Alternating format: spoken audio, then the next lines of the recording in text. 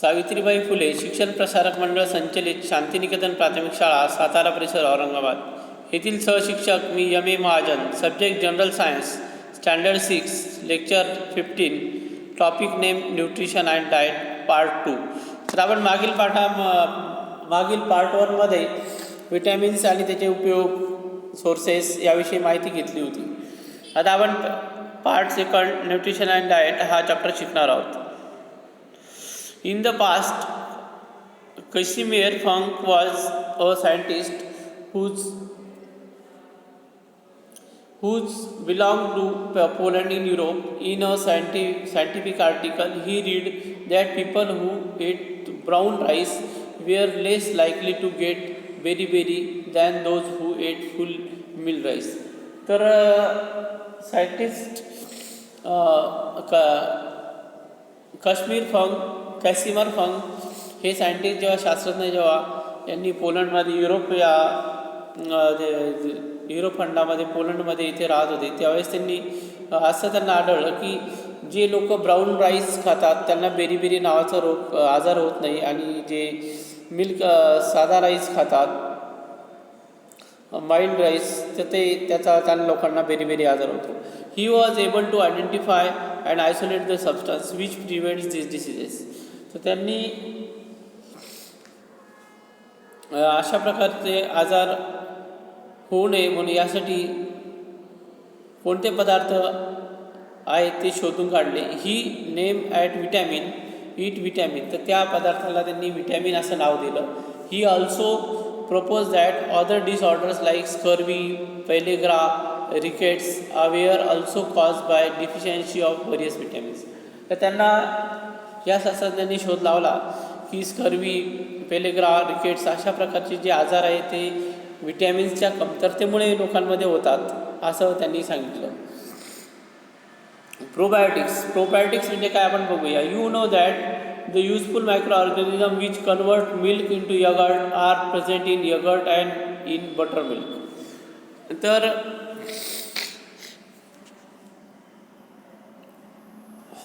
जर जे आपल्याला उपयुक्त असे सूक्ष्मजीव आहेत की ज्या सूक्ष्मजीवांमुळे दूध हे दुधाचे रूपांतर दह्यामध्ये होते आणि बटरमिल्कमध्ये होते. They are called probiotics. त्या अशा सूक्ष्मजीवांना आपण प्रोबायोटिक्स असं म्हणतो. Lakhs of micro organisms reside in our intestine. तर आपल्या पोटामध्ये लाखो प्रकारचे सूक्ष्मजीव असतात. Their presence in such large number is essential for our health. तर ह्या सूक्ष्मजीवांची आपल्या शरीरामध्ये उपस्थिती असणे ही फार आवश्यक आहे. Hence to maintain them in our body we should include probiotics such as yogurt and buttermilk in our daily diet.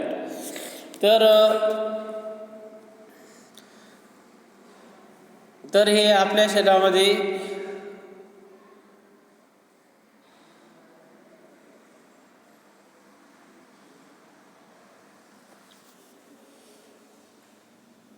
शरीरामध्ये बॉडीमध्ये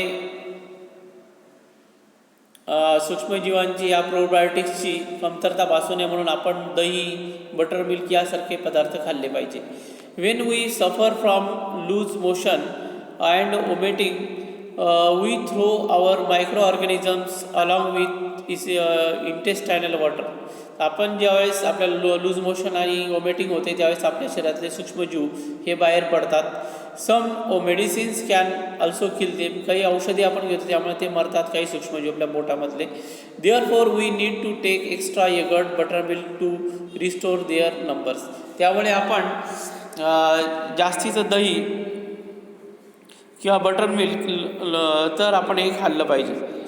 त्यामुळे आपल्या शरीरामध्ये असलेले प्रोबायोटिक्स यांची संख्या ही मेंटेन राहील, ती आपल्याला कमी पडणार नाही. आता balance diet. All that we consume during a day is together called our diet. आपण दररोज जे काय खातो दिवसभरामध्ये त्याला आपण डाएट म्हणतो. A diet containing adequate quantities of all nutrient is called balance diet. तर असं डाएट की ज्याच्यामध्ये विविध प्रकारचे पोषण तत्व त्यामध्ये असतात त्याला पण बॅलन्स डाएट. असं म्हणतो.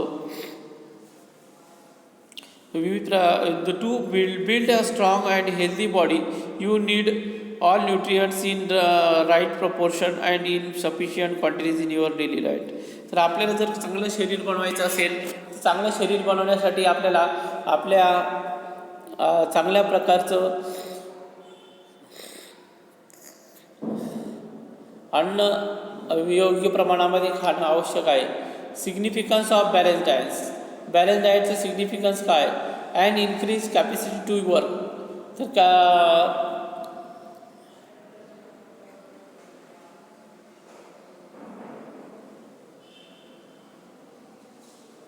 तर बॅलन्स डाएटमुळे आपली काम करण्याची क्षमता वाढते. Good physical and mental health. आपली भौतिक आणि मानसिक आरोग्य चांगलं राहतं. Increase capacity to fight resist diseases. तर आपली क्षमता, शरीराची काम करण्याची क्षमता वाढते. Help in proper growth of the body. तर आपल्या शरीरामध्ये वाढ होण्यासाठी मदत होते. Fatty substances, milk products, meet, fruits and vegetables, serials and pulses.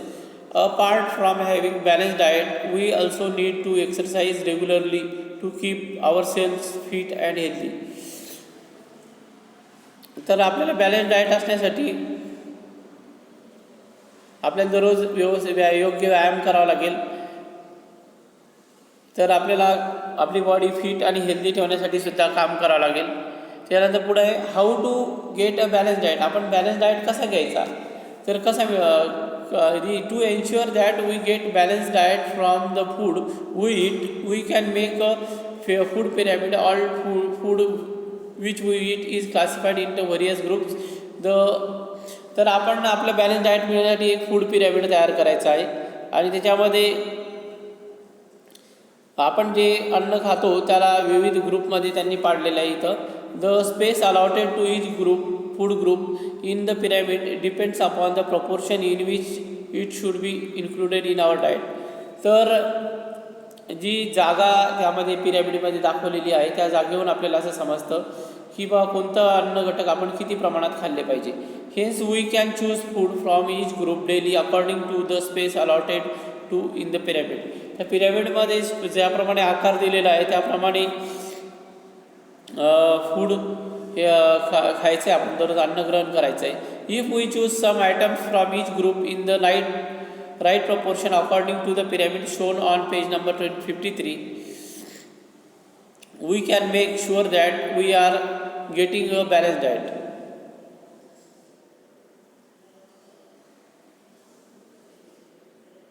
तर आपण जर कधी आपल्या दररोजच्या अन्न खाण्यामध्ये आपल्याला जो बॅलन्स पिरॅमिड जो दिलेला आहे फूड पिरॅमिड, त्या फूड पिरॅमिडमधले जर अन्न घटक आपण जर दररोज खाल्ले त्याप्रमाणे दिल्याप्रमाणे तर आपल्याला बॅलन्स डाएट मिळू शकतो दररोज. आता fibre. If we select a daily diet which includes vegetables, fruit, sprouts and cereals according to the pyramid, we will also get fibre in sufficient quantity. जर आपण फूड पिरॅमिडमध्ये दाखवल्याप्रमाणे जर कधी व्हेजिटेबल, फ्रूट्स, स्प्राउट्स आणि सिरियल्स हे जर घेतले तर त्याला आपल्या सफिशियंट क्वांटिटीमध्ये फायबर मिळतं. Always remember, if our need for nutrient is met through the food we eat. If our need for nutrient is met through the food we ईट.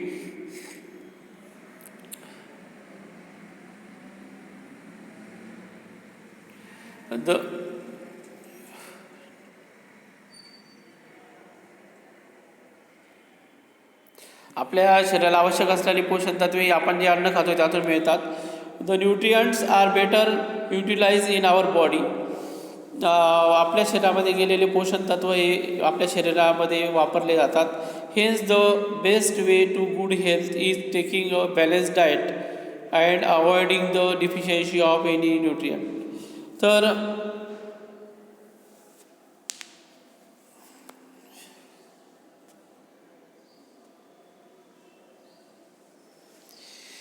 आपण आपल्याला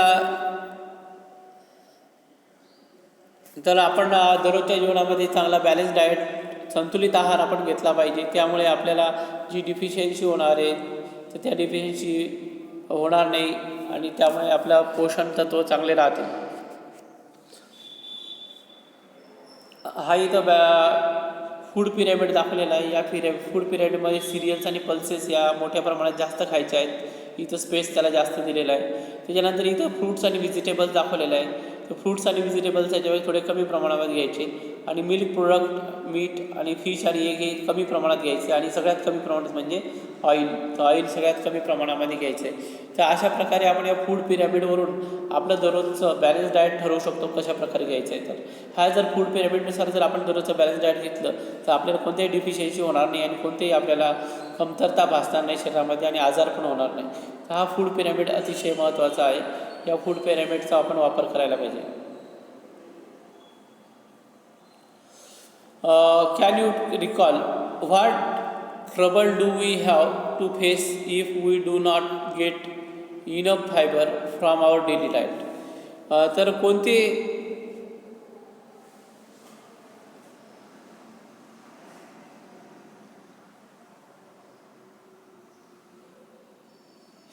आपल्याला जर फायबर आपण योग्य प्रमाणामध्ये घेतलं नाही शरीरामध्ये तर कोणते आजार आपल्याला होऊ शकतात. What care must be taken to make sure that fibre is not lost or removed from the food of we eat. तर आपण कोणती काळजी घ्यायला पाहिजे की आपल्या अन्नपदार्थामधून फायबर नाहीसे व्हायला नाही पाहिजे म्हणून. तर आपण जसं शरीरामध्ये जर फायबरची कमतरता पडली तर आपल्याला स्टमकचे म्हणजे पोटाचे आजार वगैरे होतात. त्याप्रमाणेच आपल्या अन्नपदार्थामधून जर कधी फायबर्स नाहीसे होऊ नये यासाठी आपण ते अन्नपदार्थ उकडून खाल्ले पाहिजे.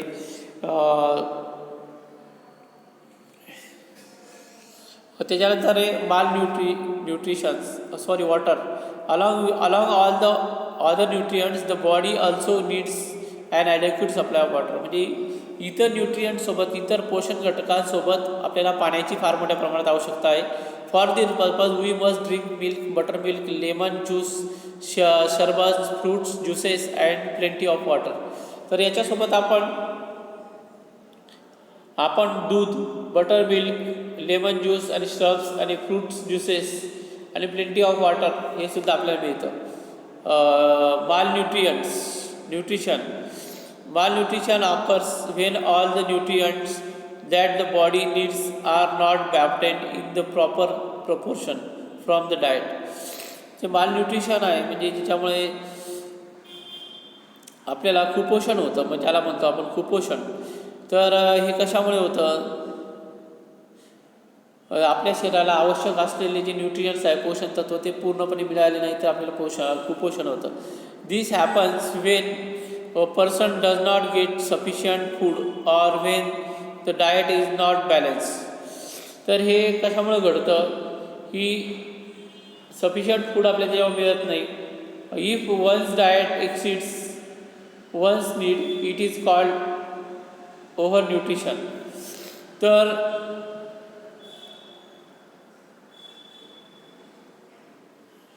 जेव्हा डाएट हे बॅलन्स नसतं, if one's diet exceeds one's need it is called over nutrition. जर एखादं जे डाएट आहे तर एक्सिड होतं त्याला एखादा अन्नपदार्थ खूप खाणे आणि खूप खाल्ल्यामुळे शरीर फुगणे आणि स्थूलपणा येणे याला आपण ओव्हर न्यूट्रिशन असं म्हणतो. Use your brain power, choose a balance diet for one day according to your preferences. एक दिवस तुम्ही एक बॅलन्स डाएट संतुलित आहार घ्या तुमच्या आवश्यकतेनुसार. आता आहे जंक फूड म्हणजे आपण जे खातो रस्त्यावर पाणीपुरी वगैरे, समोसा, पिझ्झा वगैरे याला आपण जंक फूड म्हणतो. तर chocolates, noodles, burgers, pizzas, chips, bottle soft drinks, attractively package snacks as also ready fried foodstuff available in the market such as vadas, pakoras, etc. are very tasty and we like them very much. तर हे जे पदार्थ आहेत हे पदार्थ जसे chocolate, noodles, burgers, pizza, cheese, bottle drinks, attractive package snacks fried foodstuff vegetables in the market as pakoda वगैरे etcetera are very tasty and like them very milk. However these foodstuffs contain refined flour, sugar, oil in large proportion. When refined flour is made from wheat or when sugar is made from sugarcane, many nutrients in the wheat or sugarcane are lost in the process.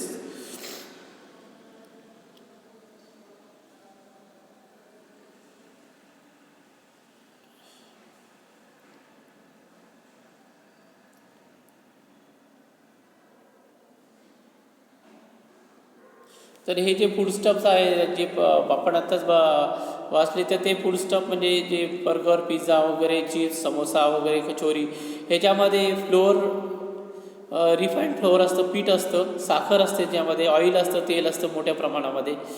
तर ज्यावेळेस पीठ तयार केलं जातं गव्हापासून आणि जेव्हा साखर ही ऊसापासून तयार केली जाते तर त्यामधले अनेक पोषण घटक हे निघून जातात. Hence all we get from the foods is energy and our hunger is satisfied.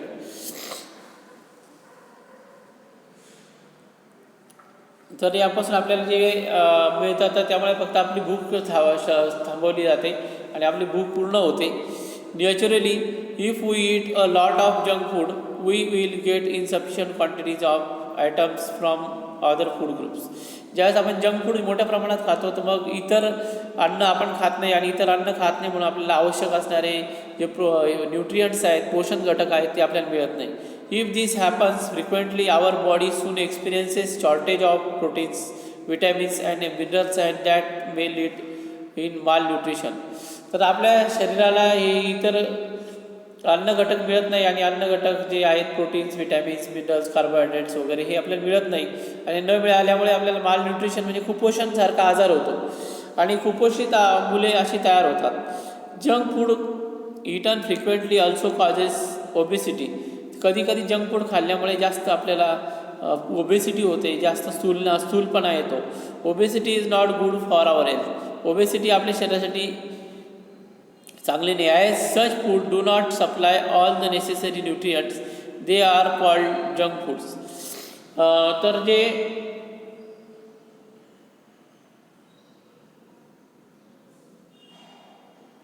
जे जंक फूड आहे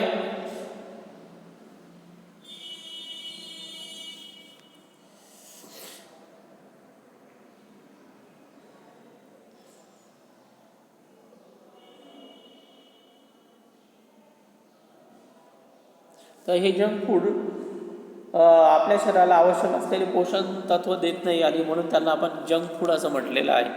हाऊ टू अवॉइड ओबेसिटी. आपण ओबेसिटी म्हणजे स्थूलपणा कसा अवॉइड करू शकतो. Have a balance diet. आपण बॅलन्स डाएट घेतला पाहिजे, संतुलित आहार घेतला पाहिजे. Eat whole grains, eat fruits and vegetables with their skins. तर सगळे अन्न पदार्थ आपण खाल्ले पाहिजे, धान्य खाल्लं पाहिजे आणि फ्रूट्स आपण खाल्ले पाहिजे आणि भाजीपाला आपण खाल्ला पाहिजे, त्यांच्या सालीसह खाल्ला पाहिजे. Increase use of bicycle. आपण सायकलचा वापर केला पाहिजे. Play more outdoor games. आपण बाहेरचे खेळ खेळले पाहिजे आणि काय करायला नको आपण ओबेसिटीसाठी. Do not eat if you are not hungry. जर तुम्ही भूक नसेल तर तुम्ही कोणते पदार्थ खाऊ नका. Do not watch TV while eating. तुम्ही TV बघू नका ज्यावेळेस खाता त्यावेळेस. Do not use motor vehicles for travelling a short distance. तर तुम्ही मोटार व्हेकल्स वापरू नका ज्यावेळेस travelling short. Avoid pre cook package foods. तर प्री कुक आणि पॅकेज फूड्स हे खाऊ नका. जे म्हणजे पॅकेजिंग केलेले फूड्स वगैरे खाऊ नका आणि अगोदर शिजवलेले अन्न खाऊ नका जास्त. Adulteration of food. आता इथं बघत आहोत आपण अडल्ट्रेशन म्हणजे मिक्सिंग केलेलं, म्हणजे दुसऱ्या एखाद्या पदार्थामध्ये वेगळा एखादा पदार्थ टाकून त्याचं अडल्ट्रेशन केलेलं फूड्स आपल्याला बघायला मिळतात. In order to earn more profits cheaper substances of low quality are mixed with the food stuffs. तर जास्त नफा मिळवण्यासाठी जे स्वस्त पदार्थ आहेत ते अन्नपदार्थामध्ये मिसळले जातात आणि त्यामुळे त्यांना त्याच्यापासून नफा मिळवला जातो. This substances are called adulterants and adding them food to foodstuff is called adulteration of food. ह्या पदार्थांना आपण अडल्ट्रंट्स म्हणतो आणि जे फूडस्टफ आहे त्याला अडल्ट्रेशन ऑफ फूड म्हणतो. Adulterants may even be poisonous or harmful to health. जे अडल्ट्रंट्स आहेत ते पॉयझनस आहे हेल्थला. Such adulterants food is impure and harmful and so unfit for consumption. तर जे हे अडल्ट्रंट्स आहे ते इम्प्युअर आणि हार्मफुल आहे आणि कन्झम्पशनसाठी. Adulterants use to adulterate food are such that they will remain unnotice even when mix with the food. तर अडल्ट्रंट्स जे आहे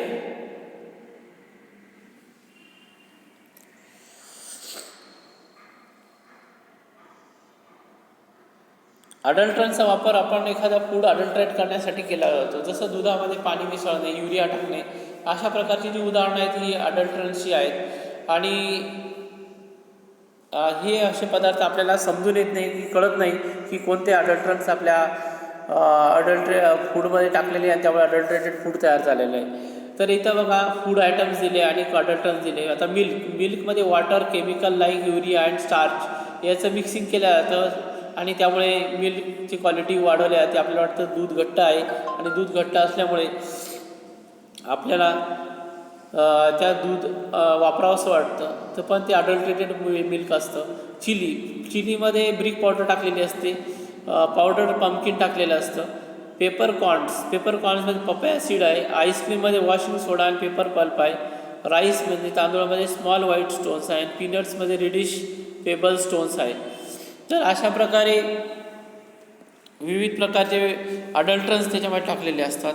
always remember adulterants of food is crime. Do not eat adulterated foods. म्हणजे एखाद्या पदार्थामध्ये adulterants foods adulteration of food हे crime आहे, म्हणजे तो गुन्हा आहे अडल्ट्रेशन करणे. आणि आपण कधी अडल्ट्रेटेड फूड खायला नाही पाहिजे, कारण त्यामुळे विविध प्रकारचे आजारसुद्धा आपल्याला होऊ शकतात. व्हॉट वी लर्न, आपण काय शिकलो? Nutrition is the process of taking food and water and using them to obtain energy and for purpose of growth and other bodily functions. तर न्यूट्रिशन ही एक पोषण ही एक प्रक्रिया आहे की ज्याच्यामध्ये अन्न आणि पाणी घेतलं जातं आणि त्याच्यापासून ऊर्जा शरीरामध्ये तयार केली जाते आणि त्यामुळे आपल्या शरीराची वाढ होते आणि विविध शरीराची कार्य चालतात. A diet containing all nutrients in the right quantity is called balance diet. म्हणजे जो डाएट आहे, जे आहार आहे, तो आहार योग्य प्रमाणामध्ये घेणे की ज्याच्यामध्ये सगळ्या प्रकारचे पोषण तत्व आहेत त्याला आपण बॅलन्स डाएट म्हणतो. Carbohydrate, fats, proteins, vitamins, minerals and fibres are the nutrients in food. जे कार्बोहायड्रेट, फॅट्स, प्रोटीन्स, विटॅमिन्स आणि मिनरल्स आणि फायबर आहे हे पोषण आहे. Balance diet includes all nutrients in right quantities. जे बॅलन्स डाएट आहे, संतुलित आहार आहे, तो न्यूट्रियन्स पाठवतो. The food pyramid helps us to choose a balance diet. तो फूड पिरॅमिड हा आपल्याला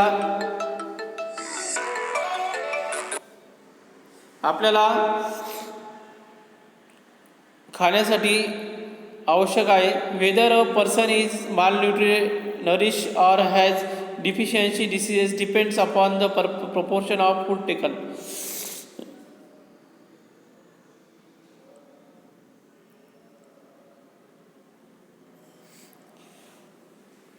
ज्यावेळेस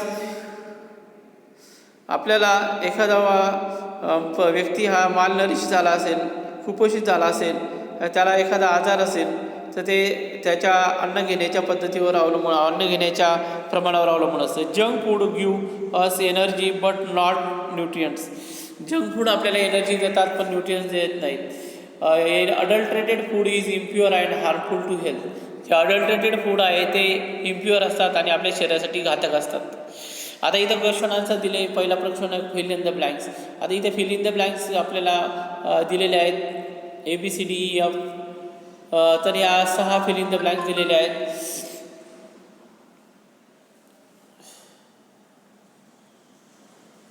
या 6 फिल इन द ब्लँक्स आपल्याला भरायचे आहेत. त्याच्यानंतर क्वेश्चन सेकंड दिला आहे, spot the following in the table of vitamins and minerals.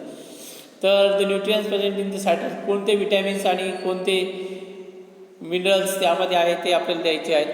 त्याच्यानंतर आहे चूज द करेक्ट अल्टरनेटिव्ह, याच्यामध्ये कोणता अल्टरनेटिव्ह आहे तो निवडायचा आहे. त्यानंतर चौथा, use the food pyramid to select food items for your choice for 3 days condition.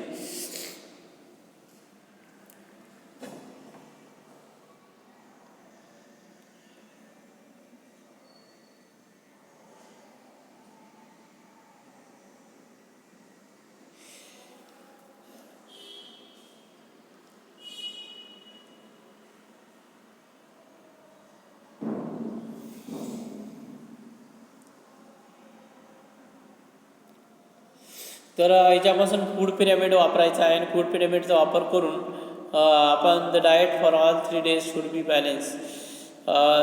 तर हे फूड पिरॅमिडचा वापर करून त्यापासून 3 दिवसाचा आपण बॅलन्स डाएट तयार करायचा आहे. तर अशा प्रकारे ॲक्टिव्हिटी उपक्रम दिलेला आहे तुम्हाला एक, obtain information on sample methods of spotting the adulteration in food stuff and try them out.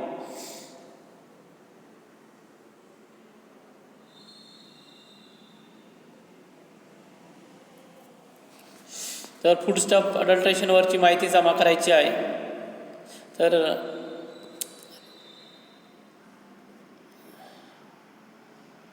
इथे हा चॅप्टर संपलेला आहे आणि याच्यानंतर आपण नेक्स्ट लेक्चर नंबर 16 मध्ये घेणार आहोत.